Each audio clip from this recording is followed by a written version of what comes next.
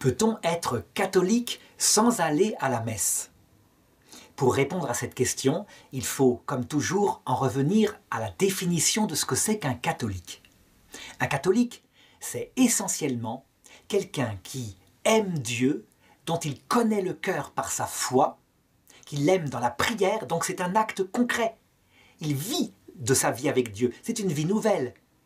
Et d'autre part, qui à cause de Dieu, ce Dieu qui est mort pour le prochain, chacun de son prochain, y compris nos ennemis, s'efforce du mieux qu'il peut que cette source jaillisse vers le prochain en amour, au moins pour ses ennemis, en prière pour leur salut. Lorsque cet amour, avec son double commandement, est fondé sur un cœur humble, un cœur qui se reconnaît pécheur, qui sait qu'il n'est pas mieux que les autres, on a sans doute ici quelque chose qui est un chrétien qui après peut encore s'améliorer, améliorer ses vertus, mais le cœur y est. On a donc là un catholique. Il est catholique parce qu'il prie pour tous les hommes aussi, pas seulement pour ceux qui sont comme lui de sa chapelle. Alors on pourrait dire, mais c'est curieux, dans cette définition, il n'y a pas de place pour l'Eucharistie. Eh bien, l'Eucharistie, les sacrements, sont des signes sensibles et réels donnés par Jésus afin de faire grandir cette vie spirituelle. Parce que nous sommes des êtres sensibles, il a établi pour le temps de la terre toute une série de sacrements et un culte catholique qui permettent de progresser. Ça veut dire que si nous n'étions pas des êtres spirituels, si nous étions, des êtres ayant un corps et vivant en communauté, si nous étions des anges, nous aurions besoin que de nous tourner vers Dieu dans le cœur à cœur de la prière. Mais nous sommes des êtres sociaux et nous avons un corps. Donc le moyen que Jésus a pris, je dirais l'effort de se donner en se faisant lui-même pain et vin dans l'Eucharistie et avec l'Église et avec les 7 sacrements, ce moyen ne peut pas être séparé du but. Il est au service du but. Cependant, il doit être situé à sa juste place. J'ai bien dit que Jésus se faisait moyen quand il vient dans l'Eucharistie. Il est mangé par nous, parce que c'est le sommet des sacrements. Il descend dans notre ventre afin que nous vivions de sa présence dans notre cœur. Donc, dans la prière du cœur à cœur. C'est le but, la prière, et l'amour du prochain aussi.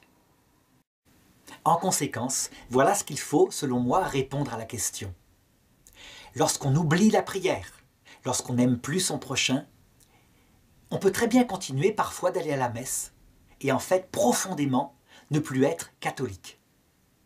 Lorsque on oublie la pratique sacramentelle, on ne va plus à la messe, on ne se confesse plus, on ne pratique pas les sacrements, mais que dans son cœur, on n'a jamais oublié le Seigneur, on a toujours prié, on est attentif à son prochain à cause du Seigneur. Eh bien, on est catholique dans son cœur. L'idéal, ce qui fait un catholique dans la plénitude, c'est quand les deux sont unis. Je dirais même plus, celui qui divise et qui oppose les deux, eh bien, il porte le nom du diviseur. Et diviseur, en grec, ça se dit diabolos. Pour bien comprendre l'unité de ces deux aspects, Saint Jean Chrysostome donne une analogie qui est magnifique. Qu'est-ce qui est le plus important? Qu'est-ce qui fait qu'un couple est uni? Le fait qu'ils communiquent, qu'ils se parlent, qu'ils s'aiment, qu'ils font des efforts l'un pour l'autre? Ou le fait qu'ils dorment ensemble? Et que quelquefois ils se donnent l'un à l'autre? Eh bien, évidemment, c'est leur amour mutuel. C'est ça qui donne toute la valeur et qui font que c'est un couple uni.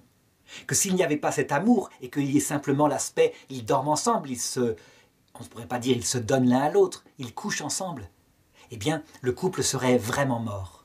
Mais lorsqu'il y a l'amour, évidemment que, en conséquence, le don des corps va non seulement signifier leur amour, mais le construire, parce qu'ils font l'attention l'un à l'autre. Seulement, ce n'est absolument pas le seul endroit où ils se donnent l'un à l'autre. Et cet endroit-là n'a de valeur qu'à cause de l'amour. Eh bien, c'est pareil. On pourrait dire qu'on a une analogie parfaite avec ce qui doit se passer dans la vie chrétienne.